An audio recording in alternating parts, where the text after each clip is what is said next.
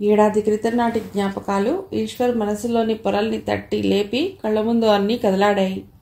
ఆ తర్వాత యాదృచ్ఛికంగా గౌరికి హైదరాబాద్ జేఎన్టీయూలో కంప్యూటర్ సైన్సెస్లో సీట్ రావటం, అడ్మిషన్ ఫార్మాలిటీస్ నుండి ఉమెన్స్ హాస్టల్లో మాట్లాడి చేర్పించడం వరకు అన్ని పనుల్లోనూ తనే సహాయాన్ని అందించడం జరిగాయి.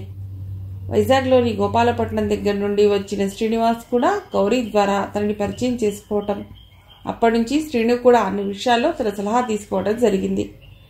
శ్రీనివాస్ తండ్రి నారాయణ ఒక కిరాణా వ్యాపారి, తల్లి లేని ఒక్కగానొక్క కొడుకు శ్రీను.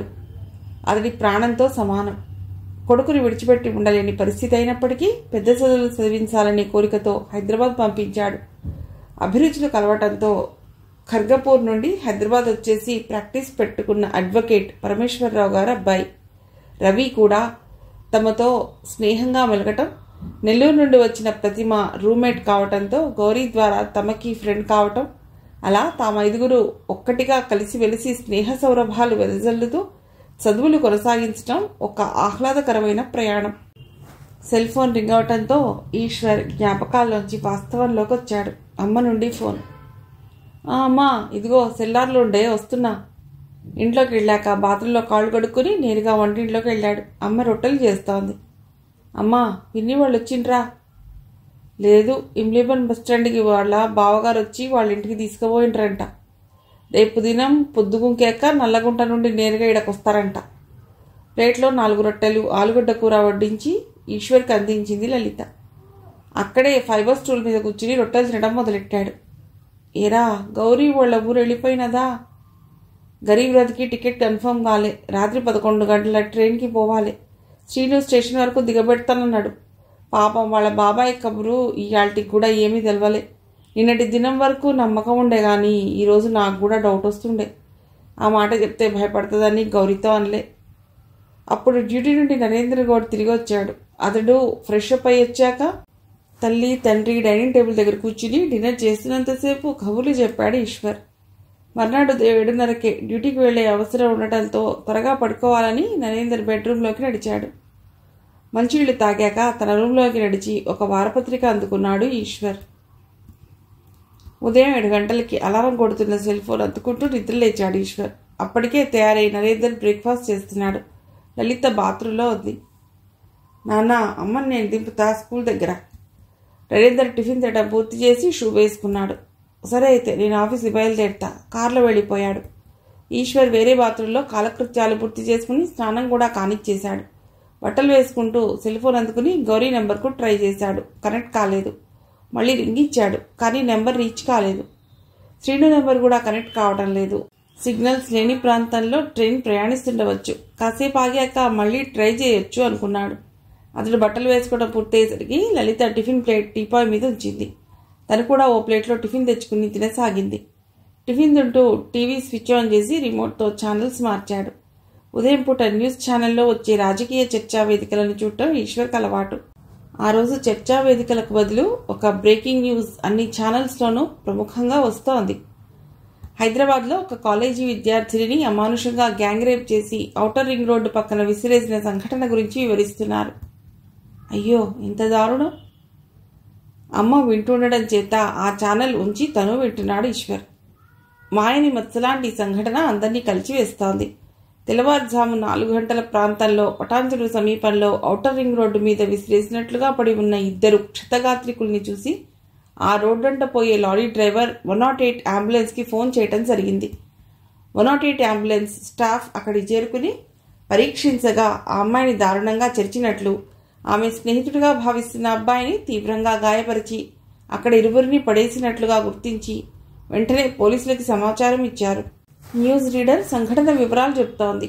ఇరువురు అపస్మారక స్థితిలో ఉన్నప్పటికీ ఊపిరి ఆడుతున్నట్లు గమనించి శరవేగంగా వారిని తరలించి నిమ్స్లో అడ్మిట్ చేశారు. సంఘటనా స్థలంలో పోలీసులు దర్యాప్తు చేస్తున్నారు. నిమ్స్ నుంచి మన రిపోర్టర్ సత్య లైవ్లో మరిన్ని వివరాలు అందిస్తారు. నిమ్స్ నుంచి లైవ్ టెలికాస్ట్ మొదలయ్యింది. ప్రాథమిక పరీక్షల తర్వాత డాక్టర్లు చెప్తున్నదేమిటంటే ఆ అమ్మాయిని అత్యంత కిరాతకంగా 3 లేదా 4 మానభంగం చేసి ఉంటారని, పలుమార్లు అత్యాచారం చేసినట్లుగా కూడా భావిస్తున్నారు. ఏదేమైనా తక్షణం వారి ప్రాణాలు కాపాడేందుకు అన్ని ప్రయత్నాలు చేస్తున్నారు. అత్యవసర విభాగంలో వెంటిలేటర్పై ఇరువురిని ఉంచినట్లు తెలిపారు. బాధాతప్త హృదయాలతో వింటున్నారు లలిత, ఈశ్వర్.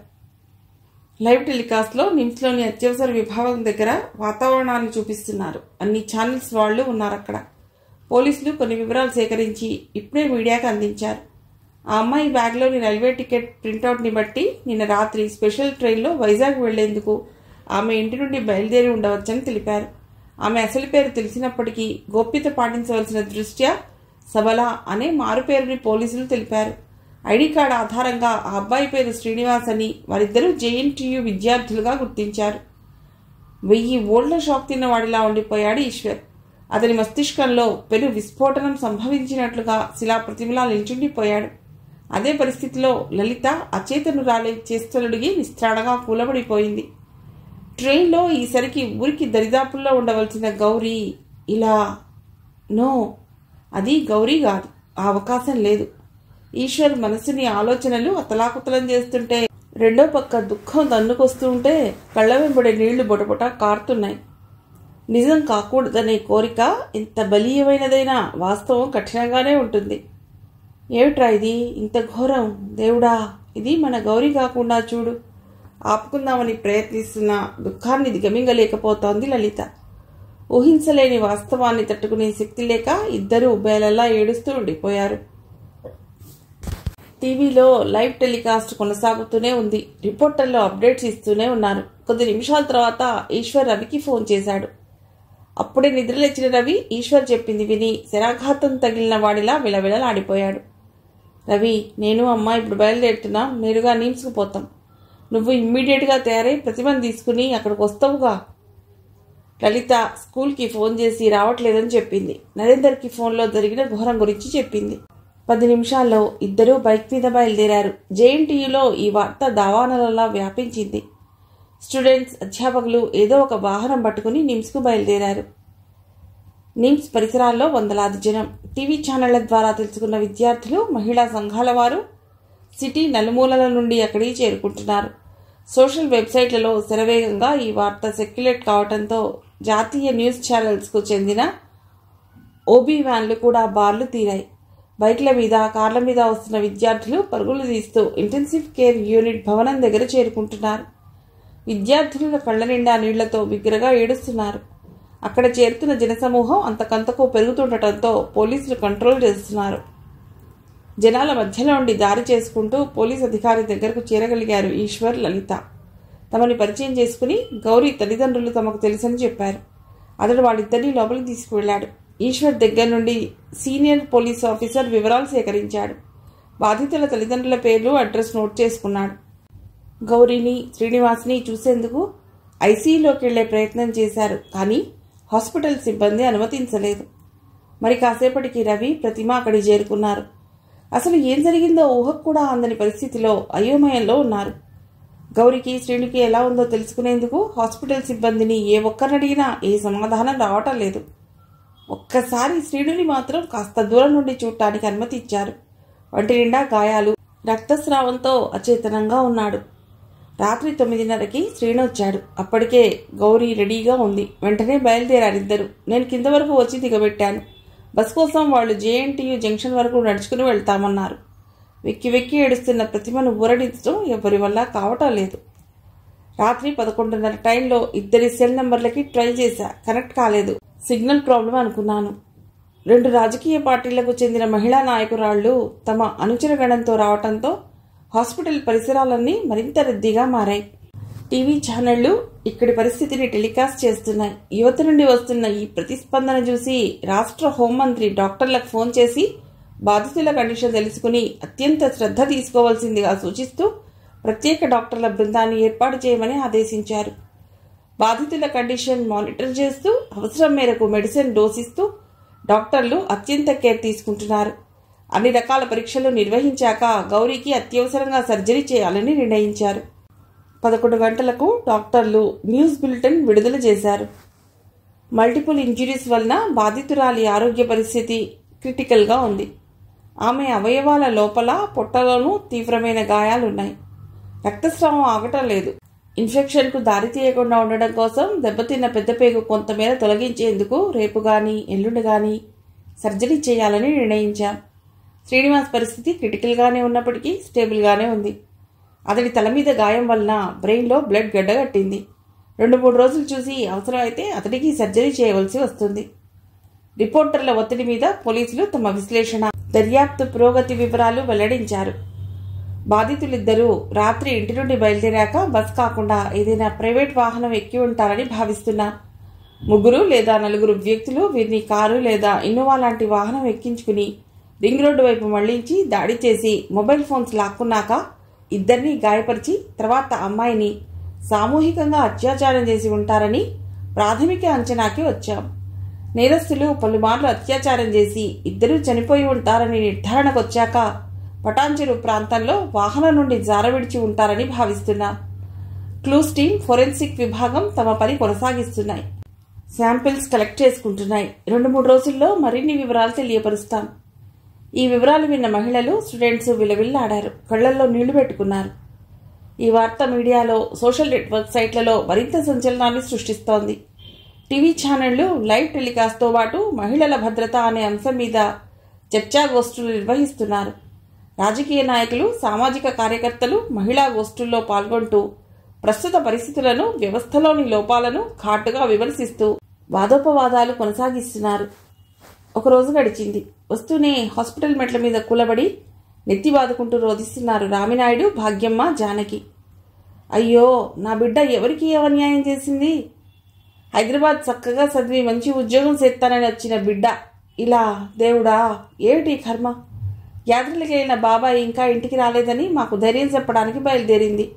ఇట్టా దాని బతికే నాశనమైపోయినాది. ఇక మేమెందుకు బతకాలి? మా ఇంటి లక్ష్మి ఇంత ఘోరం జరిగిపోయినాదే. వాళ్ళని ఓదార్చే ప్రయత్నంలో ఈశ్వర్, ప్రతిమ, రవి అందరూ వెక్కి వెక్కి ఏడుస్తూనే ఉన్నారు. దిక్కులు పిక్కటిలేలా రోధిస్తున్న నారాయణని ఊరడించడం ఎవరి వల్ల కావటం లేదు. ఆ దేవుడు వాడిని అమ్మ ప్రేమకు దూరం చేశాడు. ఇప్పుడు వాడే నాకు లేకపోతే నేను బతకడం దేనికి? ఉదయం 12 గంటలప్పుడు గౌరీ స్పృహలోకి వచ్చింది. అయితే కళ్ళు తెరిచి ఆర్పడం తప్ప మరే చలనమూ లేదు. కనీసం సంజ్ఞలు కూడా చేయలేని స్థితిలో ఉందామె. తల్లిదండ్రుల్ని, ఈశ్వర్, అతడి మిత్రుల్ని ఐసీయూలోనికి ఒకరి తర్వాత ఒకరిని అనుమతించారు. బిడ్డని ఆ పరిస్థితుల్లో చూసి గుండెల విసేలా ఏడ్చారు తల్లిదండ్రులు. ఈశ్వర్ నిస్తేజంగా ఉన్న ఆమె కళ్ళని చూసి కళ్ళనీళ్ల పర్యంతం అయ్యాడు.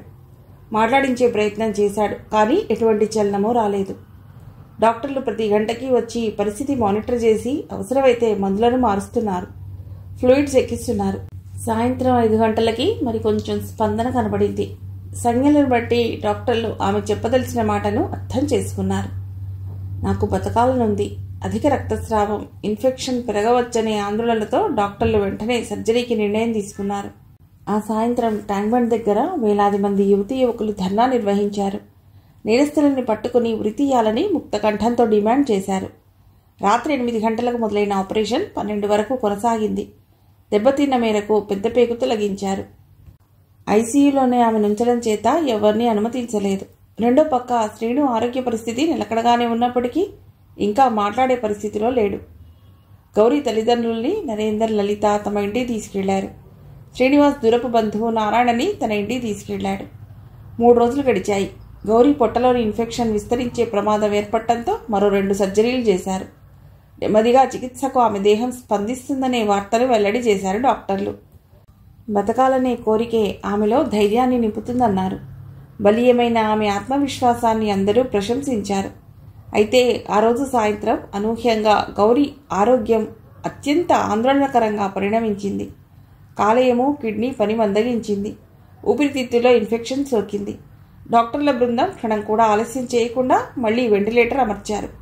అత్యవసర చికిత్స చేశారు. కానీ దురదృష్టం వెన్నాడింది. ఆమె పోరాటం ముగిసింది. గౌరీ ప్రాణాలు అనంత వాయువుల్లో కలిసిపోయాయి. పైశాచికత్వానికి బలైన ఆమె దేహం కట్టెగా మారింది. మనోధైర్యానికి, సంకల్ప బలానికి నిదర్శనంగా నిలిచిన గౌరీ బతకాలని చేసిన దైవ ప్రార్థనలు నిష్ఫలమయ్యాయి. అఖండ భారతం నిశ్శబ్దంగా రోధించింది. స్పందించే హృదయం ఉన్న ప్రతి భారతీయుని కళ్ళు చెమర్చాయి.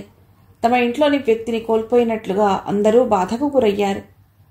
యువజనులంతా ఉద్వేగానికి లోనయ్యారు. గౌరీ ఒక జ్ఞాపకంగా మారి 4 రోజులు గడిచింది. తమ కూతుర్ని లైంగికంగా హింసించి ప్రాణాలు తీసిన క్రూర మృగాల్లాంటి రాక్షసుల్ని బహిరంగంగా ఉరితీస్తేనే గౌరీ ఆత్మ శాంతిస్తుందని, ఇటువంటి కష్టం మరే ఇంటి ఆడపిల్లకు కలగకుండా సత్వర చర్యలు తీసుకోవాలని డిమాండ్ చేశారు రామినాయుడు, భాగ్యమ్మ. లైంగిక వేధింపుల చట్టాలను కఠినతరం చేస్తామని ప్రభుత్వం హామీ ఇచ్చింది. కొత్త సమస్యలు పాత వాటిని వెనక్కి నెట్టేశాయి. కొద్ది రోజుల తర్వాత లైంగిక వేధింపుల మీద చర్చలు, వాదోపవాదాలు మరుగున పడ్డాయి. రిపోర్టర్లు ప్రశ్నించినప్పుడల్లా దర్యాప్తు కొనసాగుతుందనేది పోలీసుల తక్షణ సమాధానం. కానరాని లోకాలకు వెళ్లిపోయిన కూతుర్ని తలుచుకుని గర్భశోకాన్ని అనుభవిస్తూ, ఎక్కడున్నాడో తెలియని తమ్ముణ్ణి తలుచుకుని తల్లడిల్లుతూ దిక్కుతోచని మనస్థితిలో ఊరెళ్లిపోయారు గౌరీ తల్లిదండ్రులు. కనీసం శ్రీనునైనా ప్రాణాలతో కాపాడుకోవాలనే బలీయమైన ఆశతో 4 రోజుల పాటు హాస్పిటల్ దగ్గరే పడిగాపులు పడ్డారు ఈశ్వర్, రవి, ప్రతిమ. ఆపరేషన్ అవసరం లేకుండానే శ్రీనులో కాస్త చలనం వచ్చింది. కళ్ళు తెరిచాడు. నోటితో శబ్దం చేయగలుగుతున్నాడు, కానీ మాట రాలేదు. కాళ్ళు చేతులు చుచ్చబడినట్లు కదలిక లేదు. మెల్లిమెల్లిగా చలనం వస్తుందని డాక్టర్లు చెప్పారు. శ్రీనులో స్పందన ఈశ్వర్ అతడి మిత్రులకి ఓదార్పునిచ్చింది. శ్రీనుని ఐసీయూ నుంచి రూంలోకి షిఫ్ట్ చేశారు. అతడు మెలకువగా ఉన్నప్పుడల్లా మాట్లాడించే ప్రయత్నం చేస్తున్నారు అందరూ. శ్రీనుకి తోడుగా నారాయణ హాస్పిటల్లోనే ఉంటుండడం చేత ఈశ్వర్, రవి చెరొక రోజు కాలేజీ సమయం ముగిసిన తర్వాత సాయంత్రం పూట హాస్పిటల్కి వస్తున్నారు. జరిగిన సంఘటనలు ఈశ్వర్లో నిస్తేజాన్ని నింపాయి. అతడు అర్థం కాని ఆలోచనల్లో మునిగిపోతుండటం లలితకి ఆందోళన కలిగించింది. ఆ రోజు సాయంత్రం 5 గంటలకి రవి నుండి ఫోన్ వచ్చింది. ఈశ్వర్, అర్జెంటుగా బయలుదేరి హాస్పిటల్కి రా. రవి గొంతులో ఆదుర్ద, కంగారు. ఏంటి రవి, ఏం జరిగింది? ఈశ్వర్ గుండెలు వేగంగా కొట్టుకుంటున్నాయి. సమాధానం ఇవ్వకుండా రవి ఫోన్ పెట్టేశాడు. ఈశ్వర్ ట్రై చేసినా ఫోన్ ఎత్తలేదు. వెంటనే బయలుదేరి 1 గంటలో హాస్పిటల్కి చేరుకున్నాడు. రవి చెప్పిన వార్త విని ఈశ్వర్ కూలబడిపోయాడు. శ్రీనివాస్ నాన్నగారు ప్రమాదవశాత్తు 3వ ఫ్లోర్ పై నుండి కిందపడిపోయారట. తలకి బలమైన గాయం తగిలింది. ఆయనకి లోబీపీ ఉండటం చేత కళ్ళు తిరిగి ఉంటాయని డాక్టర్లు భావించారు. వెంటనే డాక్టర్లు చికిత్స మొదలెట్టారు, కానీ ఫలితం లేకపోయింది. ఆయన చనిపోయారు. ఊహించని ఈ పరిణామం ఈశ్వర్ని తీవ్రంగా బాధించింది. విధి కక్షగట్టి కష్టాల పాలు చేస్తున్నట్లుగా. అదే సమయం నుండి శ్రీనివాస్ ఆరోగ్యం విషమించింది. స్పందనలు మందగించాయి. రక్తపోటు హెచ్చింది. 3 వాంతులయ్యాయి. వెంటనే మళ్లీ ఐసీయూలోకి మార్చారు. ఆ రాత్రి 9 గంటలకు పోరాడి అలసిపోయిన శ్రీను శాశ్వత నిద్రలోకి జారుకున్నాడు. అతడి ప్రాణం అనంతవాయువుల్లో కలిసిపోయింది.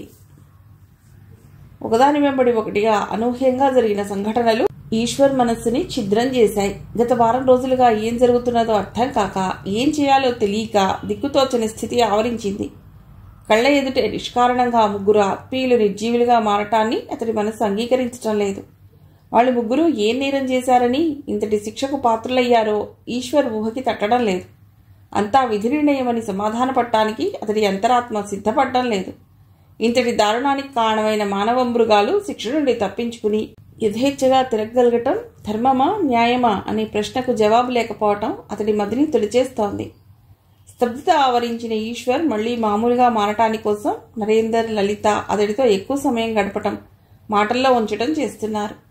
చెల్లాయి రమణి సాంగత్యం అతడిలో క్రమేపీ సాంత్వన చేకూరుస్తోంది. శనివారం కాలేజీకి సెలవు రావడంతో నరేందర్ అప్పటికప్పుడు ఎస్వీఆర్ ట్రావెల్స్ దగ్గర బెంగళూరుకి రాను పోను టికెట్స్ బుక్ చేశాడు. శుక్రవారం రాత్రి బయలుదేరి శనివారం ఉదయం బెంగళూరు చేరుకున్నారు. కంపెనీ గెస్ట్ హౌస్లో దిగి ఆదివారం మధ్యాహ్నం వరకు పర్యాటక స్థలాలన్నీ సందర్శించాక రాత్రి స్లీపర్ బస్లో తిరుగు ప్రయాణం చేసి సోమవారం తెల్లవారుజామున ఇంటికి చేరుకున్నారు. 4 2 రోజుల పాటు కలిసి ఉండటంతో ఈశ్వర్కి ఉపశమనం కలిగింది. రోజులు గడుస్తున్నాయి. ఈశ్వర్ యథాప్రకారం కాలేజీకి వెడుతున్నాడు. చదువు మీద పూర్తిగా దృష్టి పెట్టాడు. కొన్ని సాఫ్ట్వేర్ కోర్సులు జాయిన్ అవ్వడంతో వారానికి 3 రోజులు అమీర్పేట వస్తున్నాడు. అయితే రేప్ కేసు దర్యాప్తు ఎంతవరకు వచ్చిందో తెలుసుకోవటానికి అప్పుడప్పుడు పోలీస్ స్టేషన్కి వెళ్లి రావటం చేస్తున్నాడు. ఆదివారం ఉదయం రవి ఫోన్ చేశాడు.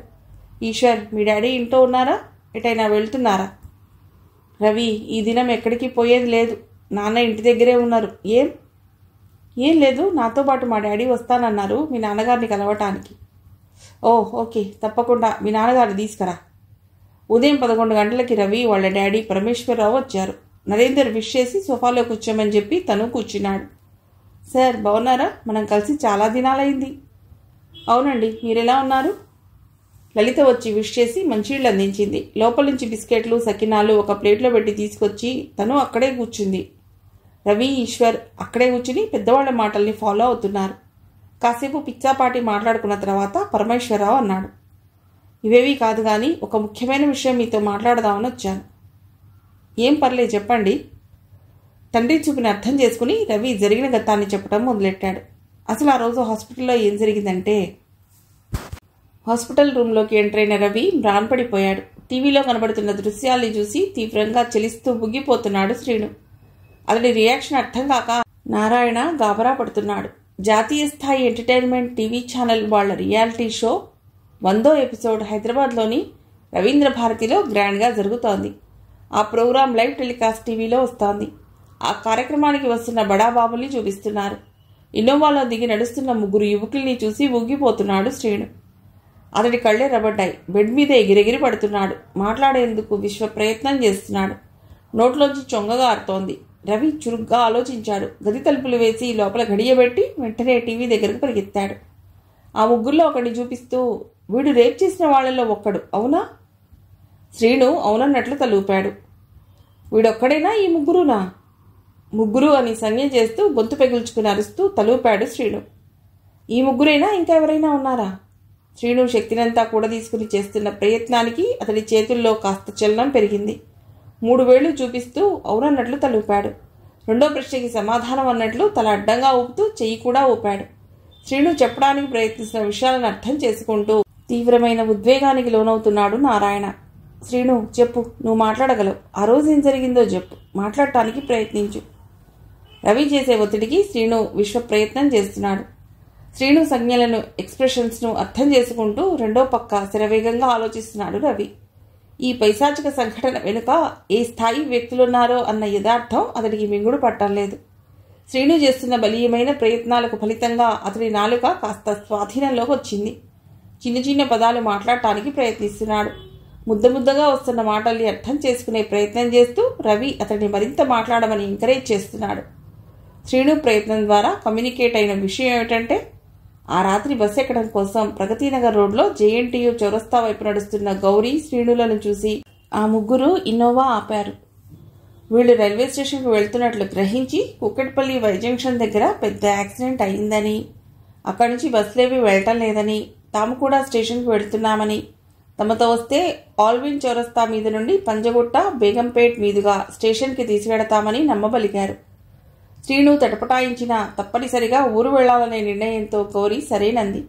ఇద్దరూ ఇన్నోవా ఎక్కారు. మియాపూర్ చౌరస్తా దగ్గరికి వచ్చాక వేరే రూట్లో తీసుకువెళ్తామని చెప్పి బాచుపల్లి రోడ్లోకి మళ్లించారు. అక్కడ వాళ్ళ అసలు స్వరూపం బయటపడింది. వాళ్ళు తాగి ఉన్నట్లు అర్థమైంది. గౌరీ, శ్రీనుల చేతులు విరిచికట్టి నోళ్లు మూశారు. వాళ్ల సెల్ ఫోన్లు లాక్కుని డ్యామేజ్ చేశారు. ఇద్దరినీ తీవ్రంగా గాయపరిచారు. అక్కడి నుంచి ఔటర్ రింగ్ రోడ్డు మీద ఇన్నోవాను శరవేగంగా పోనిస్తూ ఒకరి తర్వాత ఒకరు గౌరీని పైశాచికంగా పలుమార్లు మానభంగం చేశారు. వాళ్ళిద్దరూ చచ్చిపోయారనే నిర్ధారణతో రాత్రి 3 గంటలప్పుడు పటాన్చెరువు దగ్గర ఇన్నోవాలోంచి బయటికి తోసేశారు. ఆ విషయాలు అర్థం చేసుకుంటున్న నారాయణ ఉన్మాదంతో ఊగిపోయాడు. అతడి పరిస్థితిని చూసి రవి ఆందోళన చెందాడు. ఆ దుర్మార్గుల్ని పోలీసులకు పట్టిస్తా, ఆ రాక్షసుల్ని ఉరితీయాలి. నారాయణ పిచ్చి పట్టిన వాడిలా అరుస్తూ తలుపు తీసుకుని బయటకి పరుగు తీశాడు. అతన్ని వారిస్తూ ఆపే ఉద్దేశంతో వెనుక పరుగెట్టాడు రవి. 3వ ఫ్లోర్లో కారిడార్లో పరిగెత్తి ఆ చివరినున్న లిఫ్ట్ దగ్గరకు చేరాడు నారాయణ. లిఫ్ట్ మరమ్మతులో ఉంది. చేసేది లేక పక్క ఉన్న మెట్ల మీద పెద్ద పెద్ద అంగల్లో దిగడం మొదలెట్టాడు. అతన్ని ఆపాలనే ఆలోచనతో వేగంగా పరిగెత్తిన రవి 4 అంగల్లో 3వ ఫ్లోర్ చేరుకున్నాక ఒక్కసారిగా నారాయణ గొంతు వినపడకుండా పోవటంతో కలవరపడ్డాడు. 2వ ఫ్లోర్ కారిడార్లోనూ నారాయణ కనబడకపోయేసరికి అనుమానం వచ్చి మళ్లీ 3వ ఫ్లోర్కి ఎక్కి చూస్తే కారిడార్లో గుర్తు తెలియని 4 వ్యక్తులు నారాయణను నోరు మూసి తీసుకెళ్లడం కనిపించింది.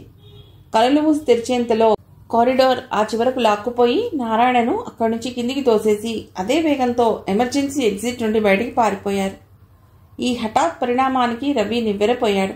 మరుక్షణం వెనుదిరిగి పెద్ద పెద్ద అంగాల్లో ఫ్లోర్లు దిగి ఆ చివరకు పరిగెత్తాడు. అక్కడ రక్తపు మడుగులో నారాయణ గిలగిలా కొట్టుకుంటున్నాడు. లో బీపీ అంట, పైనుండి పట్టుదప్పి తూలిపోయి పడిపోయాడంట. చుట్టూ మిగిలిన జనాల్లోంచి ఎవడో అంటున్నాడు. వెనువెంటనే హాస్పిటల్ సిబ్బంది స్ట్రెచర్ తెచ్చి నారాయణను లోపలికి తీసుకెళ్లారు. డాక్టర్లు చికిత్స మొదలెట్టారు. రవి తీవ్రంగా ఆలోచిస్తున్నాడు. ఎవరు వాళ్ళు? ఎవరు పంపించారు? నారాయణ గారిని హత్య చేయవలసిన అవసరం ఏమిటి? ఈ ఊళ్ళో ఆయనకున్న శత్రువులు ఎవరు? ఇలా పరిపరి విధాలా ఆలోచిస్తున్న రవి ఒక్కసారిగా అలర్ట్ అయ్యాడు. అక్కడ రూమ్లో శ్రీను ఒక్కడే ఉండిపోయాడు. అతడికేం అపాయం కలగదు కదా అనుకుంటూ శరవేగంతో పరుగు తీశాడు. మెట్ల మీద పరుగు తీసి 5వ ఫ్లోర్ చేరుకున్నాడు. అప్పటికే శ్రీను రూమ్ దగ్గర హడావుడిగా ఉంది. శ్రీనుని స్ట్రెచర్ మీద ఉంచి ఐసీయూలోకి తీసిపోతున్నారు. ఏమైందో తెలియదు. ఒక్కసారిగా క్రిటికల్ అయిపోయింది. శ్రీను ఎగిరెగిరి పడుతున్నాడు. మూతి వంకరపోయింది. చేతులు స్వాధీనం తప్పాయి. రవి మాట్లాడుతున్నా ఎవరూ వినిపించుకోవటం లేదు. అతన్ని పక్కకు తోసేసి ఐసీయూ లోపలికి తీసిపోయారు. కాసేపటి క్రితం వరకు బాగానే ఉన్న శ్రీను పరిస్థితి అప్పటికప్పుడు ఎలా క్రిటికల్ అయ్యిందో అతడికి అర్థం కాలేదు. అశక్తుడై కూలబడిపోయాడు రవి. నాటకీయంగా జరిగిన ఈ 2 సంఘటనలు అతన్ని ఉక్కిరిబిక్కిరి చేస్తున్నాయి. నారాయణ గారి హత్యాయత్నం వెనుక రేపిస్టులు ఉన్నారేమో అన్న ఆలోచన అతడి వెన్నులో వణుకు తెప్పించింది. వాళ్ల మనుషులు హాస్పిటల్లోనే అవకాశం కోసం ఎదురుచూస్తూ ఉన్నారనే ఊహ అమితమైన భయాన్ని కలిగించింది. నారాయణ గారు హంతకుల గురించి అరుచుకుంటూ పరిగెత్తడం చూసి వాళ్ల మనుషులు అతడిని అంతం చేయాలని ప్రయత్నించారేమో అన్న భావన అతన్ని తొలిచేస్తోంది. శ్రీను మళ్లీ నార్మల్గా బయటికి వస్తాడో లేదో అనే ఆందోళన అతడిని నిలవనీయటం లేదు. వెంటనే ఈశ్వర్కి ఫోన్ చేశాడు. ఈశ్వర్, అర్జెంటుగా బయలుదేరి హాస్పిటల్కి రా. జరిగిన కథ చెప్పడం పూర్తి చేశాడు రవి. ఈశ్వర్ మొహం ఎర్రబడింది. నరాలు విగుసుకున్నాయి. పెదాలు అదురుతున్నాయి. కళ్ళు చింతనిప్పుల్లా ఉన్నాయి. ఆవేశంతో ఊగిపోతున్నాడు. ఈశ్వర్, ఈ కారణం చేతే ఆ రోజు జరిగిన సంగతి నీకు చెప్పలేదు. నీ ఆవేశం నాకు తెలుసు. నిజం తెలిస్తే నువ్వు తట్టుకోలేవు. మనకి నేరస్తులెవరో తెలిసిన సంగతి బయటపడితే అందరికీ ప్రమాదం. అతడి భుజంపై చేయి వేసన్నాడు రవి. లేదు రవి, మనకేదో ప్రమాదం ముంచుకొస్తుందని నేరస్తుల శిక్ష నుండి తప్పించుకునేలా చేస్తామా? ఇది చాలా తప్పు. 3 అమాయకుల్ని పొట్టలు పెట్టుకున్న రాక్షసులు జైలుకి వెళ్ళాలి. వాళ్ళకి కఠినంగా శిక్ష పడాలి. అసలు ఆ దుర్మార్గులు ఎవరో చెప్పు. లేదు, వాళ్ళెవరనేది నీకు తెలియవలసిన అవసరం లేదు ఈశ్వర్. రవి ఇంకా ఏదో చెప్పబోతుంటే వారించాడు పరమేశ్వరరావు. చూడు ఈశ్వర్, నీ ఆవేశం అర్థం చేసుకోదగదే, కానీ ఇలాంటి వాటిని వాస్తవంలోకి వచ్చి చూడాలి. ఈ నేరంలో ఇన్వాల్వ్ అయి ఉన్నది చాలా పెద్దవాళ్ళు. ఆ స్థాయి వాళ్లతో మనం పోరాడలేం. మనకి నేరస్తుల సంగతి తెలిసినట్లు ఏమాత్రం బయటపడినా మనకి, మన కుటుంబ సభ్యులకు ప్రాణహాని తప్పదు.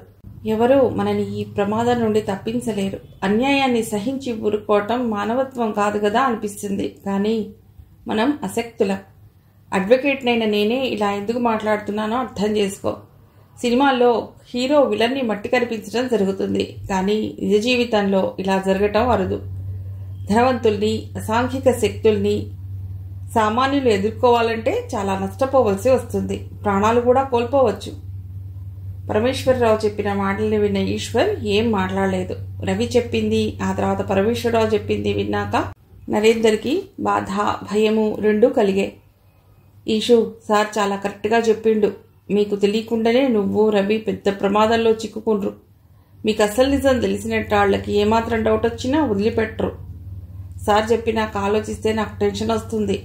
మీరిద్దరూ ఇక పోలీస్ స్టేషన్కి, హాస్పిటల్ దగ్గరికి పోకండి. అసలు ఎవరు ఈ విషయం మీద వివరాలు అడిగినా మాట్లాడటం మానేయండి. ఈశ్వర్ దగ్గరికి వచ్చి పక్కనే కూర్చుంది లలిత. ఈషు, నీకేదైనా అయితే మేము తట్టుకోలేం. మేము కూడా బతికేది లేదు. ఇవన్నీ చూస్తూ ఉంటే చాలా భయమేస్తుంది. నువ్వు ఇక ఈ వివరాలు ఎవరికీ చెప్పరాదు. అసలు మాట్లాడొద్దు. పోలీస్ స్టేషన్కి పోవద్దు. హాస్పిటల్ వద్దకి పోవద్దు. లేదంటే నా మీద ఒట్టే. ఈశ్వర్ చేతిని తలపై ఉంచుకుంది. ఏమిటమ్మా ఇది? సర్లే, చెప్పినావుగా, నేను ఎక్కడికి పోను. ఈ విషయం ఎవరితోనూ మాట్లాడను. నా మీద నమ్మకం ఉంచు. తల్లి చేతిని తన చేతుల్లోకి తీసుకున్నాడు ఈశ్వర్. ఈశ్వర్ నార్మల్ కావడంతో అందరూ రిలాక్స్ అయ్యారు. లలిత ఛాయ్ తెచ్చింది. ఓ పావుగంట తర్వాత వెళ్ళటానికి లేచారు రవి, పరమేశ్వరరావు. లంచ్ చేసి వెళ్ళమని రిక్వెస్ట్ చేసినా ఇంకోసారి వస్తామని చెప్పి వెళ్ళిపోయారు. ఈశ్వర్, పోస్టాఫీస్లోకి నడుస్తున్న ఈశ్వర్ ఆగి వెనక్కి చూశాడు. ప్రతిమ పరిగెత్తుకొచ్చింది. ఆమెను విష్ చేశాడు. స్పీడ్ పోస్ట్ కోసం స్టాంపులు అంటించి ఒక ఎన్వెలప్ ఇచ్చేశాక ఆడిటోరియం వైపు నడిచారిద్దరు. ఏమిటి 2 వారాలుగా చూస్తున్నా, ఎప్పుడు కనబడినా 1-2 నిమిషాలు మాట్లాడి మాయమైపోతున్నావు? ప్రతిమ నిష్ఠురంగా అంది. సమాధానంగా చిన్న నవ్వు నవ్వాడు. ఆడిటోరియం లాన్స్లో కూర్చున్నారిద్దరు. నవ్వేసి ఊరుకుంటావేమిటి? చెప్పు, రెట్టించింది ప్రతిమ. అబ్బే ఏంలే, ఈ ప్రాజెక్ట్ థీమ్ ఫైనలైజ్ అయినదా? రితేష్ సారేనా కోఆర్డినేటర్? టాపిక్ డైవర్ట్ చేస్తావే? సాఫ్ట్వేర్ కోర్సులో జాయిన్ అవుతావంటివి, కోర్సు డిసైడ్ చేసినావా? ప్రతిమ తీక్షణంగా చూసింది. 1 నిమిషం సేపు ఏం మాట్లాడలేదు. ఈశ్వర్ ఏదో మాట్లాడబోతే వారించింది. ఈశ్వర్, నీలో మార్పు కనిపిస్తోంది. నువ్వు ఇదివరకులా లేవు. ఏంది ప్రతిమ గట్లంటావు? అవును, నాకు చాలా ఆశ్చర్యంగా ఉంది. ఏం జరిగింది చెప్పు. ఏం జరగలే, నేను మామూలుగానే ఉంటేనే. ఓహో, అంటే ఏ కారణం లేకుండానే నీలో మార్పు వచ్చిందన్నమాట. ఆమె కంఠం వణుకుతోంది. ప్రతిమ, నువ్వనేది నాకు అర్థమైతలే. మన మధ్యలో ఉండే గౌరీ, శ్రీను తిరిగిరాని లోకాలకు వెళ్ళిపోయి అప్పుడే 3 వారాల పైనే గడిచిపోయింది. అసలు గౌరీకి నువ్వంటే ఎంత నమ్మకమో తెలుసా? ఏ అవసరమైనా, ఏ సలహా అయినా, ఏ సపోర్ట్కైనా నువ్వున్నావన్న ధైర్యంతో దేనికి భయపడేది కాదు. ఫ్యాకల్టీ దగ్గర కన్నా నీ దగ్గరే ఎక్కువ సబ్జెక్టు నాలెడ్జి నేర్చుకున్నట్లు చెప్పేది. తన దృష్టిలో నువ్వు గైడ్వి, ఫిలాసఫర్వి. తన జీవితాన్ని బంగారు బాటలో నడిచేందుకు నువ్వే దారి చూపావని నమ్మేది.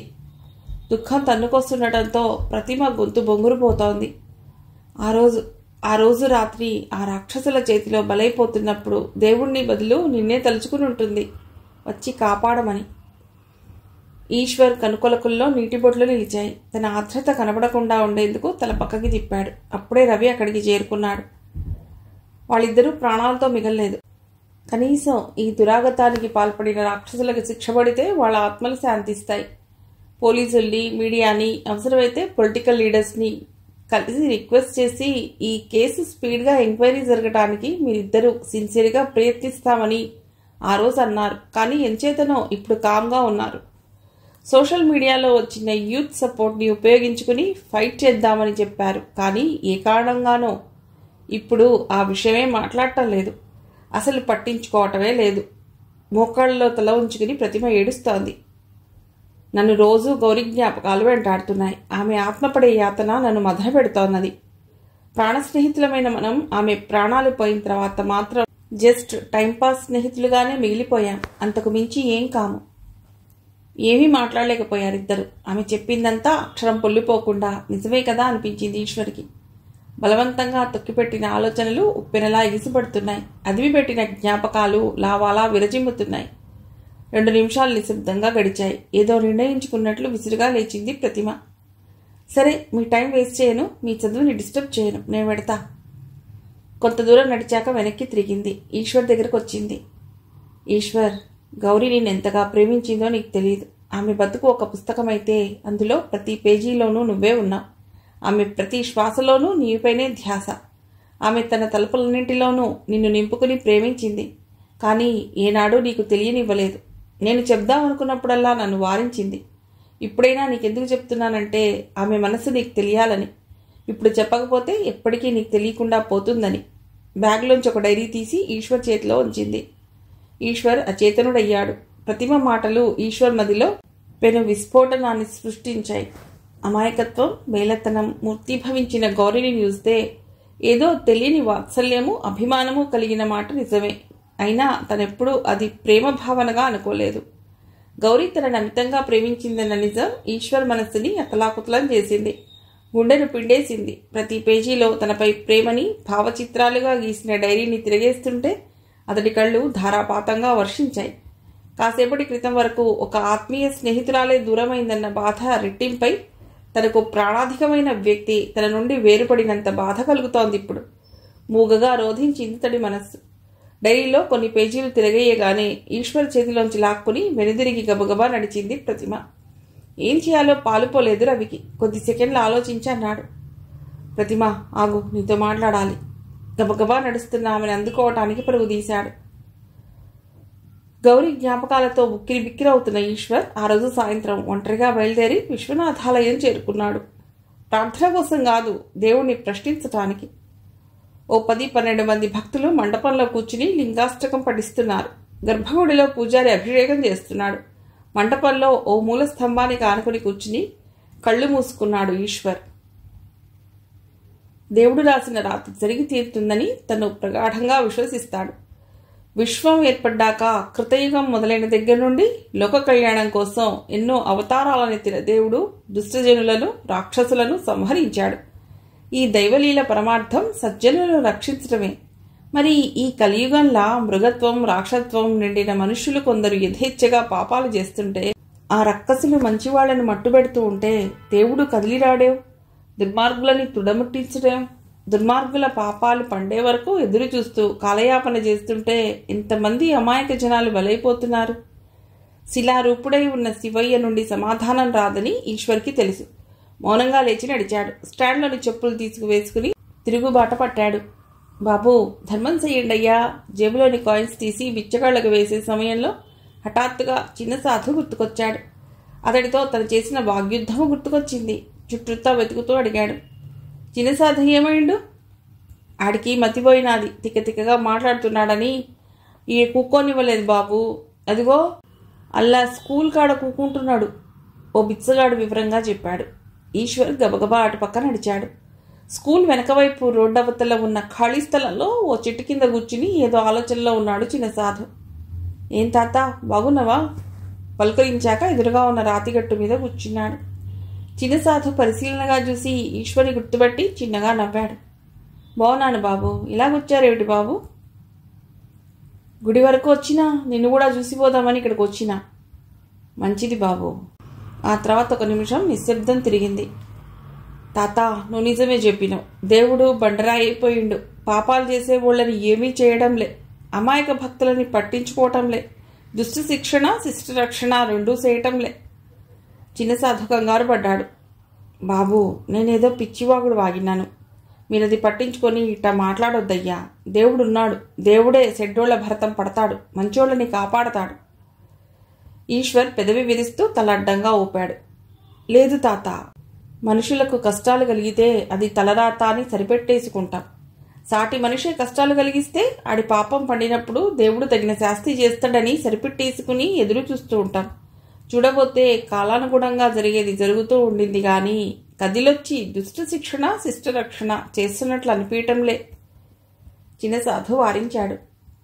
నువ్వు మాట్లాడింది తప్పు బాబు. మనం ఊహించని కష్టాలు ఎదురైనప్పుడు దేవుణ్ణి నిందిస్తాం.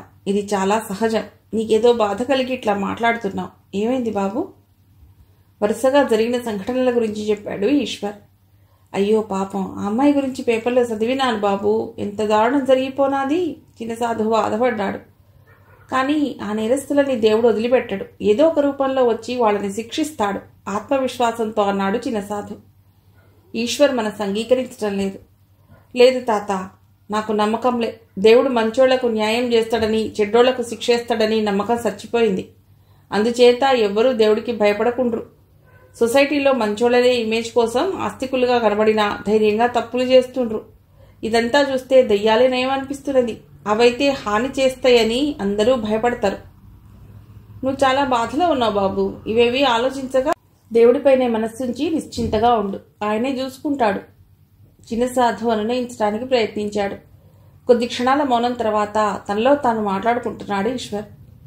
గౌరీ, నీకు ఆత్మశాంతి కలిగి నీకు ఏం చేయలేని అసత్కులం. ఆ దేవుడు కూడా ఏదో చేస్తాడనే నమ్మకం చచ్చిపోయింది.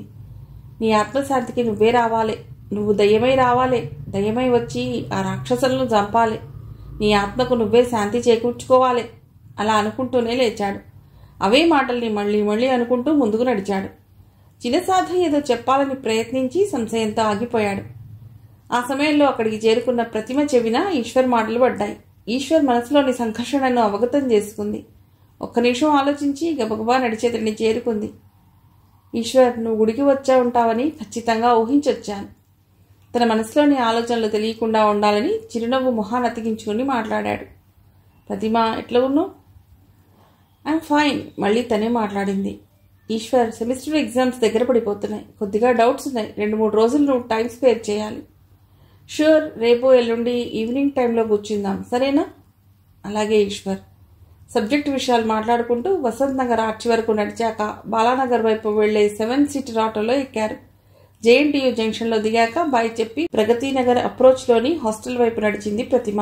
హైటెక్ సిటీ అప్రోచ్ రోడ్లో ఈశ్వర్ నడక సాగించాడు. అలారం మోగకుండానే తెలివొచ్చింది నరేందర్కి. సెల్ ఫోన్ అందుకుని టైం చూశాడు. ఉదయం 6:30 అయింది. బద్ధకంగా ఒళ్ళు విరుచుకుని మంచం మించి లేచి హాల్లోని బాత్రూమ్ వైపు నడుస్తూ ఈశ్వర్ గదిలోకి తొంగి చూశాడు. ఓ పక్కకు తిరిగి గాఢంగా నిద్రపోతూ కనిపించాడు ఈశ్వర్. 4 రోజుల నుండి రవి వాళ్ళ ఇంట్లో కూర్చుని సాయంత్రం పూట కలిసి చదువుకుంటున్నాడు.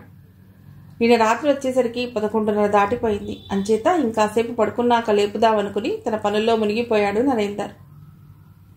అప్పటికే లేచిన లలిత లంచ్ బాక్సుల కోసం తయారు చేస్తోంది. 7:30 కల్లా తయారై డ్రెస్ వేసుకున్నాడు నరేందర్. లలిత అందించిన టిఫిన్ తింటూ టీవీలో న్యూస్ ఛానళ్లు ఒకదాని తర్వాత మరొకటి మారుస్తూ చూస్తున్నాడు.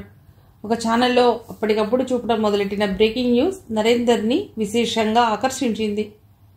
నగరంలో రాత్రి సంచరించిన దయ్యం, ప్రత్యక్ష సాక్షుల కథనం.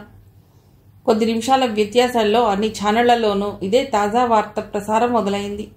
దయ్యాలున్నాయా లేవా అనే వాదోపవాదాలు ఎలా ఉన్నా నిన్న జరిగిన సంఘటన దయ్యాలున్నాయని నమ్మక తప్పని పరిస్థితిని కలిగిస్తున్నాయి. నిన్న రాత్రి 10 గంటలప్పుడు కొండాపూర్లో ఉన్న కాస్మో సూపర్ బార్ దగ్గర దయ్యం సంచరించినట్లు ప్రత్యక్ష సాక్షులు చెప్తున్నారు. ప్రత్యక్షంగా చూసిన వారిలో ఒకరు సెల్ ఫోన్లో చిత్రీకరించిన క్లిప్స్ను టెలికాస్ట్ చేస్తున్నారు. బిల్డింగ్ టెర్రస్ మీద తెల్లని చుడిదార్లో నడుస్తున్న స్త్రీ ఆకారం కనిపిస్తోంది. 4 కుర్రవాళ్లు మెట్ల మీదుగా టెర్రస్ మీదకి వెళ్లే ప్రయత్నం చేయగా ఆ ఆకారం టెర్రస్ మీది పిట్టగోడ మీద నడుస్తూ అదృశ్యమైంది. అన్ని ఛానళ్లలోనూ ఇదే క్లిప్పింగ్ చూపిస్తున్నారు. అప్పుడే నిద్రలేచి కళ్ళు నులుముకుంటూ గదిలోకి వచ్చి ఈశ్వర్ని చూసి పిలిచాడు నరేందర్. ఈషు, ఇట్లా చూడు, బ్రేకింగ్ న్యూస్ చూపిస్తుండు టీవీలా. తండ్రి పక్కన సోఫాలో కూర్చుని టీవీ చూస్తున్నాడు ఈశ్వర్. రిపీటెడ్గా అదే క్లిప్పింగ్ చూపిస్తున్నారు. ఓ 10 నిమిషాలు చూశాక లేచాడు ఈశ్వర్. ఏదో సెన్సేషన్ కోసం గ్రాఫిక్ ట్రిక్ చేస్తుంటారు. ఈ కాలంలో దయ్యాలు మనుషుల కంటబడినట్టు నాకైతే తెలియదు. నవ్వేశాడు నరేందర్. అది నిజమే, ఈ టీవీ వాళ్ళకి ఏదో ఒక సెన్సేషన్ కావాలి అంతే. అందులో నిజమెంత అని ఎవరు చూడరు. టీవీ ఆఫ్ చేశాడు. టిఫిన్ తినడం పూర్తి చేశాక లంచ్ బాక్స్ పట్టుకుని ఆఫీస్కి బయలుదేరాడు. ఇంట్లోంచి బయటకు వచ్చి సెలార్లోనికి వచ్చి రవికి ఫోన్ చేశాడు ఈశ్వర్. సెమిస్టర్ ఎగ్జామ్స్ పూర్తయ్యాయి.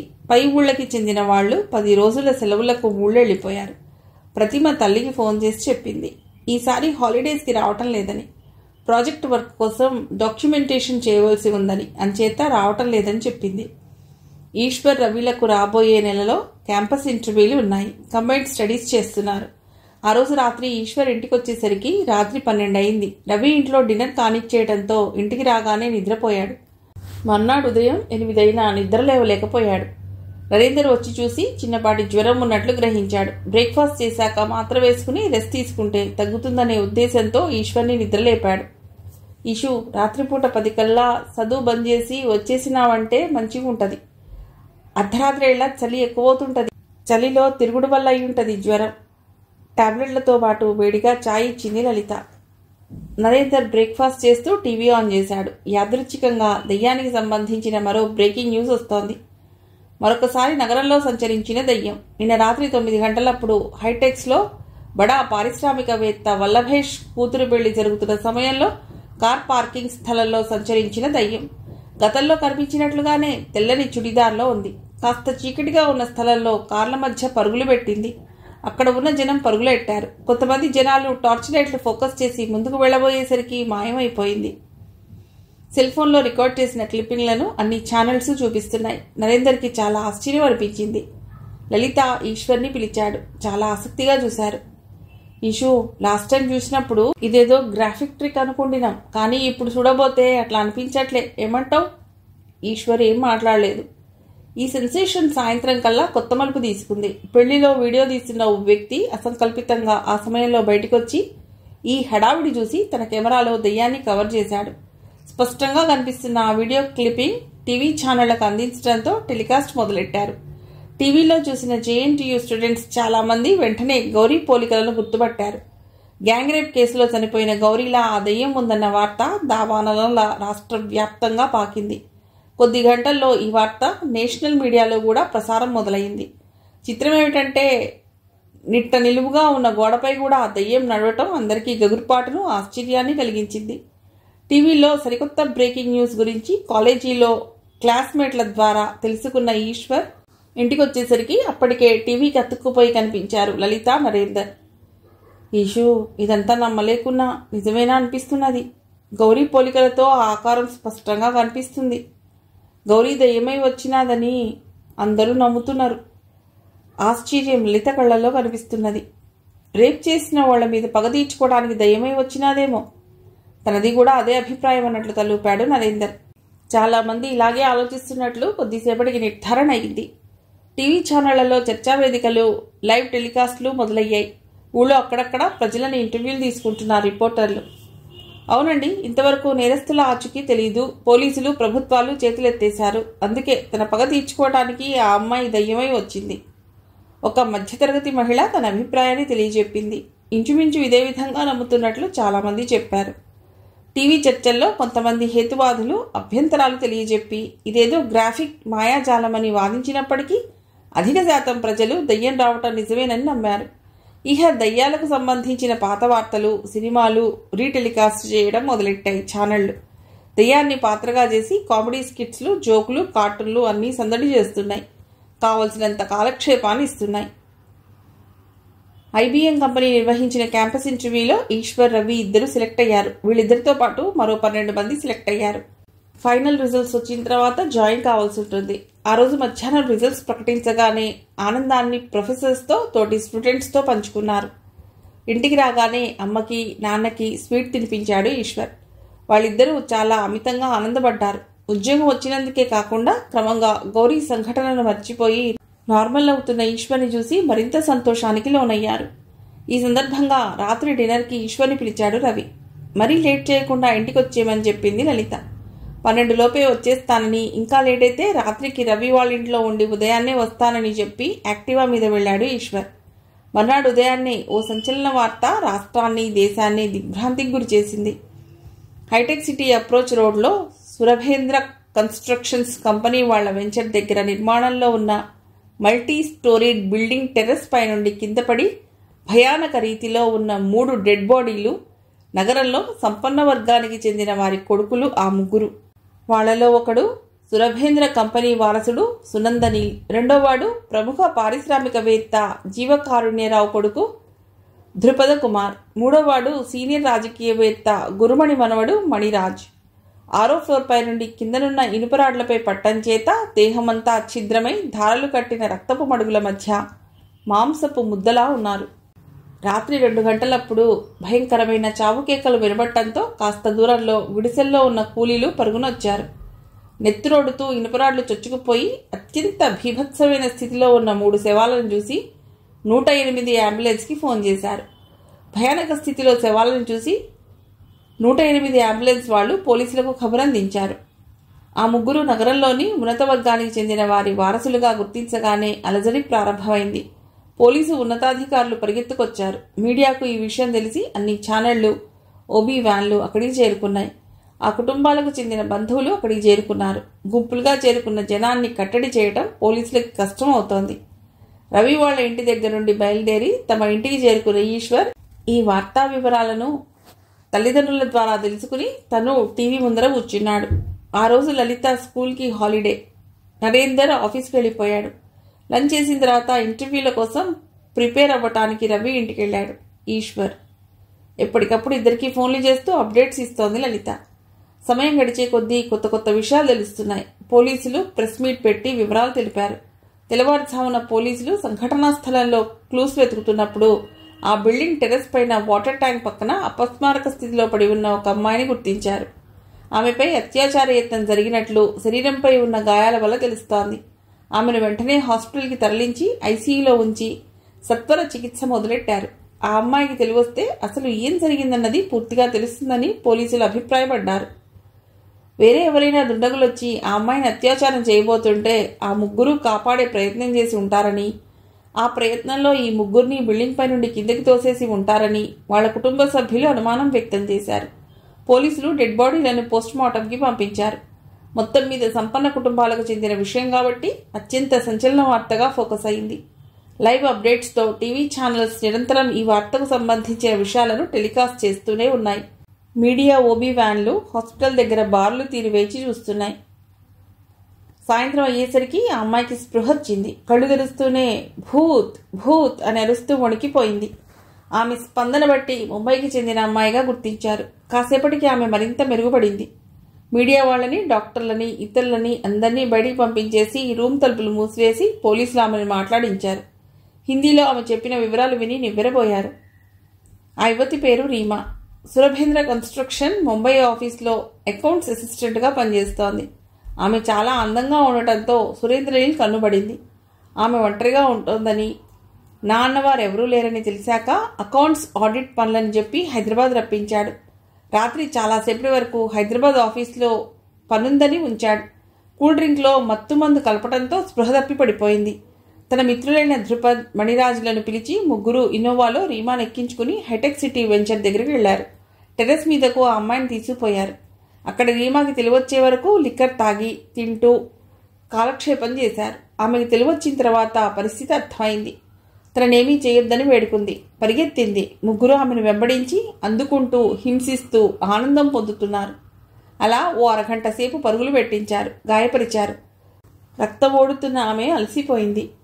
నిస్సత్వ ఆవహించింది. వాటర్ ట్యాంక్ కిందనున్న ఖాళీ స్థలంలో దూరింది. కీచకులు ముగ్గురు ఆమెను అందుకుని కాళ్ళు పట్టుకుని గుంజే సమయంలో ఆ ఫ్లోర్ టెర్రస్ ఒక అంచున స్త్రీ రూపంలో ఉన్న దెయ్యం ప్రత్యక్షమైంది. చింత నిప్పులాంటి కళ్లతో నోరు పెద్దగా తెరిచి చేతులు చాచి నడుస్తున్న దెయ్యం మధ్య మధ్యలో పెద్దగా నోరు తెరుస్తోంది. మధ్య మధ్యలో ఆగుతూ చుట్టూ చూస్తూ నడుస్తోంది. విచిత్రంగా తలాడిస్తూ నాలిక కదుపుతూ కదులుతోంది. గౌరీ రూపంలో ఉన్న దెయ్యాన్ని చూసి అదిరిపడ్డారు ముగ్గురు. దెయ్యంపైకి చెయ్యెత్తి దొరికినవన్నీ విసిరారు. కానీ ఆమె గాలిలో పొగలాంటి ఆకారం కావడం చేత ఏ వస్తువు ఆమెకి తాకి ఆగిపోలేదు. ఆమె ఆకారం లోపల నుండి దూసుకుపోయి అవతల వైపు పడ్డాయి. ముగ్గురులో భయం మొదలైంది. పరుగులు పెట్టారు. దయ్యాన్ని పట్టుకోవటానికి ప్రయత్నించి ఆమెకి భౌతిక దేహం లేనందున విఫలమయ్యారు. ఎరుపు, నీలం, ఆకుపచ్చ రంగుల్లోకి కళ్ళు మారుతుండగా పరుగులు పెట్టిన దయ్యం అక్కడక్కడా గాల్లోకి లేస్తూ నిట్ట నిలువు గోడలపై కూడా సునాయాసంగా నడుస్తూ ఆ ముగ్గురిని వెంబడించింది. దాంతో ఆ ముగ్గురు దిక్కుతోచక బిగ్గరగా అరుస్తూ పరుగులు పెట్టారు. మెట్ల వైపు పరిగెత్తబోతే ఆ దెయ్యం అడ్డుకుంది. ఏం చేయాలో, ఎలా తప్పించుకోవాలో అర్థం కాక ఆ ముగ్గురు గుడ్డిగా టెర్రస్ మీద పరుగులు పెట్టారు. 8 అడుగుల దూరంలో ఉన్న మరో బిల్డింగ్ టెర్రస్ మీదకు దూకే ప్రయత్నంలో ముగ్గురు కిందపడి భయానకంగా చచ్చారు. రీమా తన కళ్లతో ఈ సంఘటన చూసి తీవ్రమైన భయానికి, ఒత్తిడికి గురై స్పృహ తప్పి పడిపోయింది. మళ్లీ మర్నాడు హాస్పిటల్లోనే తెలివొచ్చింది. రీమా చెప్పిన ఈ కథలో నిజం ఏ మేరకు ఉంది? అసలు ఆమె మానసికంగా సరియైన స్థితిలో ఉందా లేదా అనే డౌట్ వచ్చింది పోలీసులకి. ఏదేమైనా ఆమె చెప్పిన వివరాలు స్టేట్మెంట్ రూపంలో నోట్ చేసుకున్నారు. మందుల ప్రభావం చేత ఆమె మళ్లీ మత్తులోకి జారిపోయింది. బయటికి నడిచిన పోలీసులు మీడియా ప్రశ్నలకు సమాధానం చెప్పలేదు. రాజకీయ సంపన్న కుటుంబాల వ్యవహారం కావడం చేత వాళ్లు ఈ స్టేట్మెంట్పై అధికారులను నివేదించి తద్వారా వచ్చే సూచనలను బట్టి మరల రీమాను ప్రశ్నించిన తర్వాత మాత్రమే మీడియాకి వివరాలు చెప్పాలని నిర్ణయించుకున్నారు. మీడియా వాళ్ళు ఎంత ప్రయత్నించినా పోలీసుల నుంచి ఏ వివరాలు రాబట్టలేకపోయారు. అయితే పోలీసుల యత్నం విఫలమైంది. నిజం తెలుగు న్యూస్ ఛానల్స్ వాళ్ళు ఒక హిడెన్ కెమెరాతో హాస్పిటల్లో రీమా చెప్పిన మాటల్ని షూట్ చేయగలిగారు. ఎక్స్క్లూజివ్ నిజం పేరుతో వెంటనే వాళ్ళు టెలికాస్ట్ చేశారు. ఇది రాష్ట్రంలో కనీ విని ఎరుగని సంచలనాన్ని సృష్టించింది. గౌరీని అత్యాచారం చేసి చంపిన నేరస్తుల వివరాలు తెలియటంతో రాష్ట్ర, దేశ ప్రజలు నివ్వెరబోయారు. ఆ రాక్షసులకి తగిన శిక్ష పడిందని జనం భావించారు. 70% మంది ప్రజలు గౌరీ దయ్యమై వచ్చి తన పగ తీర్చుకుందని నమ్మారు. కొద్ది గంటల్లోపే యూట్యూబ్లో ఒక వీడియో ప్రత్యక్షమైంది. దయ్యం ముగ్గురు రేపిస్టులను వెంబడిస్తూ చివరకు వాళ్లు బిల్డింగ్ పై నుండి పడిపోయేలా చేసిన ప్రత్యక్ష దృశ్యాలను వీడియో కెమెరాతో షూట్ చేసిన ఫిల్మ్ అది. ఒక 100 మీటర్ల దూరంలోని మరో బిల్డింగ్ పై నుండి తీసిన వీడియోలా ఉన్నది. ఎవరు అప్లోడ్ చేశారో తెలియదు. కానీ దాంతో గౌరీ దయ్యంగా మారి రేపిస్టులకు మరణశిక్ష అమలుపరిచిందన్న వార్త నిర్ధారణ అయ్యింది. టీవీ ఛానళ్లన్నీ ఈ వీడియోని పదే పదే చూపిస్తున్నాయి. దాంతో 90% మంది జనం పూర్తిగా కన్ఫర్మ్ చేసుకున్నారు గౌరీ దయ్యమై వచ్చి తన పగ తీర్చుకుందని. ఈశ్వర్కి ఫోన్ చేసి లలిత ఈ విషయం కూడా చెప్పింది. ఈశు, నమ్మశక్యంగా అవట్లే, అయినా ఇది నిజం. గౌరీ ఇట్లా తన పగ తీర్చుకోవటం చాలా ఆనందం కలుగుతా ఉంది. ఈ దినం చాలా సంతోషమైంది. టీవీ ఛానళ్ల వాళ్ళు రాష్ట్రం నలుపక్కలా జనాలను ఇంటర్వ్యూ చేస్తుండ్రు. ఒక్కటే మాట, రేపిస్టులకు తగిన శిక్ష పడిందని. ఇప్పటికి నీ బాధ తీరినాది కదా? అవునమ్మా, ఇన్నాళ్ళు నేరస్తులకి శిక్ష పడలేదేమో అనే బాధపడినం. ఇప్పుడు చాలా ఆనందం కలుగుతా ఉంది. సరే, మరి లేట్ చేయకుండా ఇంటికి వచ్చేసి. అలాగే అని సమాధానమిచ్చాడు ఈశ్వర్. గౌరీ మృతదేహానికి పోస్టుమార్టం నిర్వహించినప్పుడు సేకరించిన DNA రిపోర్టులు ఈ ముగ్గురి నమూనాలతో సరిపోయాయని ఒక నిజాయితీ గల మెడికల్ ఆఫీసర్ బయటపెట్టడంతో ఇక పూర్తిగా నిర్ధారణ అయింది. ఆ తర్వాత రాష్ట్ర నలుమూలలా ఎక్కడికక్కడ గౌరీ ఫోటోలు పెట్టి బొట్టు పెట్టి పూలదండలేసి భజనలు పూజలు చేయటం మొదలైంది. దెయ్యానికి పూజలేంటని కొందరన్నారు. పగ తీరిన తర్వాత గౌరీ దేవుళ్ళో కలిసిపోయిందని, ఆమె ఇక దేవతతో సమానమని చాలామంది నమ్మారు. సామాన్యులు, బడుగు జీవులు గౌరమ్మని తలుచుకుంటున్నారు. ధనిక వర్గాల వల్ల కలిగే కష్టాల నుండి కడతీర్చమని కోరుకుంటున్నారు. హనుమకొండలోనూ రాజమండ్రిలోనూ ఏకంగా గుళ్ళు వెలిశాయి. కొంతమంది భక్తులు హారతి పాటలు రాసి పాడటం మొదలెట్టారు. హేతువాదుల వాదనలను ఎవ్వరూ వినిపించుకోవటం లేదు. సైన్స్ని ప్రగాఢంగా విశ్వసించినా ఎక్కడో ఈ అనంత విశ్వాన్ని సృష్టించి నడిపించే శక్తి ఉందని నమ్మేవాళ్లు ఈ సంఘటనతో ఊగిసలాటలో పడ్డారు. గౌరమ్మ మేనియా ఒక ప్రభంజనంలా ప్రజల్లోకి చొచ్చుకుపోయింది. ప్రతి ఆధ్యాత్మిక కార్యక్రమంలోనూ ఆమెను తలుచుకోవటం పరిపాటయ్యింది. అది బలమో బలహీనతో తెలియదు గాని ఆమె పేరున్న వ్యాపారాలు మొదలయ్యాయి. గౌరీ ఫోటో ముద్రించిన టీషర్ట్లు విరివిగా అమ్ముడుపోతున్నాయి. కొంతమంది రచయితలు పారాయణం చేసేందుకు వీలుగా ఆమె జీవిత చరిత్రను గ్రంథస్థం చేయడానికి పూనుకున్నారు. చాలా ఊళ్ళలో గౌరీ పేరు మీద మహిళా సంక్షేమ సంఘాలు వెలిశాయి. ఆడవాళ్లకి ఒక భరోసాలా గౌరీ ఆత్మ నిలిచింది. టీవీ మీడియా ఈ వార్తా విశేషాలకు విపరీతమైన పబ్లిసిటీ ఇస్తూ ఎక్కడికక్కడ లైవ్ టెలికాస్ట్ చేస్తుండటంతో ఒకరిని చూసి ఒకరు ప్రభావితులవ్వటం ఒక చైన్ రియాక్షన్లా కొనసాగుతోంది. What is this non sense? దయ్యం ఏమిటి, పగ తీర్చుకోవడం ఏమిటి, అంతా ట్రాష్. హైదరాబాద్లో నిర్వహించిన ప్రెస్ మీట్లో intelligence bureau senior officer Prakash Dev కుండబద్దలు కొట్టినట్లుగా వెలిబుచ్చిన అభిప్రాయాలు వివాదాస్పదమయ్యాయి.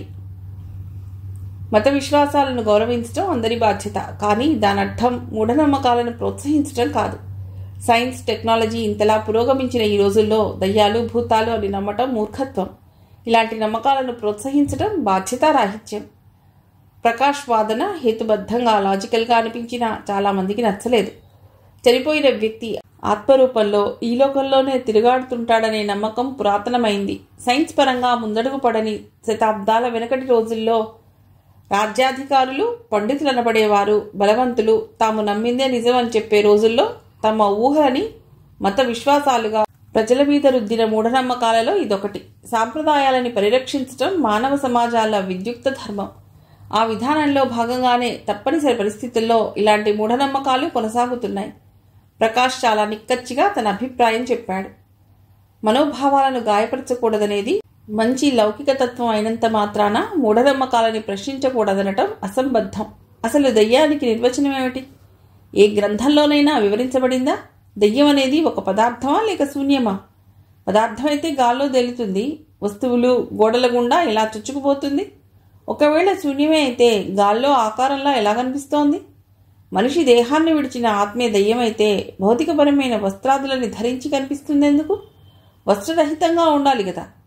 శతాబ్దాల క్రితం మానవ సమాజంలో చీకటి లేదా ఒంటరితనానికి భయపడ్డం అనే రుగ్మత నుండి పుట్టుకొచ్చినవే దయ్యాలు. అప్పటి నుంచి సంస్కృతి సాంప్రదాయాల్లో భాగంగా ఆత్మలు, దయ్యాలపై నమ్మకాలు కొనసాగుతున్నాయి. తరతరాలుగా నమ్ముతున్న విశ్వాసాలను ధిక్కరించడం అపరాధమనే ఒకే ఒక్క భావనతో సైన్స్ని తూలనాడి మూఢనమ్మకాలను నెత్తిన పెట్టుకోవడం జరుగుతుంది. ప్రకాష్ మాటలకి చాలా నిరసనలు వచ్చాయి. దేవుడు, దయ్యము లేదని అనటం ఈ మధ్య ఫ్యాషన్ అయిపోయిందని, సత్తా ఉంటే లేవన్న విషయం నిరూపించాలని సవాళ్లు వినవచ్చాయి. ఆస్తిక సంఘాలు, మహిళా మండళ్లు, ప్రజావేదికలు ఇలా చాలా కమ్యూనిస్ట్ మెంబర్లు ప్రకాష్ మీద విమర్శల వర్షం కురిపించారు. ఇది ఏదో తెలియని శక్తి చేసిన పని కాదు. ఎందుకంటే అటువంటి శక్తులేవీ లేవు కనుక. దయ్యం అనే భ్రమ కల్పించి మనుషులు చేసిన హత్యలు. ఆ ముగ్గురు క్షమించడానికి అర్హులు కాని నేరస్తులే. వారికి మరణశిక్షే తగిన పనిష్మెంట్. కానీ దయ్యమనే అభూత కల్పనతో జనాల్ని తప్పుదోవ పట్టించడం చాలా తప్పు. ఇలా మూఢనమ్మకాలను పెంచి పోషిస్తే ఇక ఈ సమాజం ఎడిపోతోంది. నిజం అందరికీ తెలియాలి. అందుకే ఈ కేసుని నేను పరిశోధిస్తున్నాను. తప్పకుండా దీన్ని ఛేదిస్తాను. దయ్యం అనేది ఒక కల్పన నిరూపిస్తాను. ప్రకాష్ మీడియా ముందుగా ఛాలెంజ్ చేశాడు. మిగిలిన కథ తర్వాతి భాగంలో.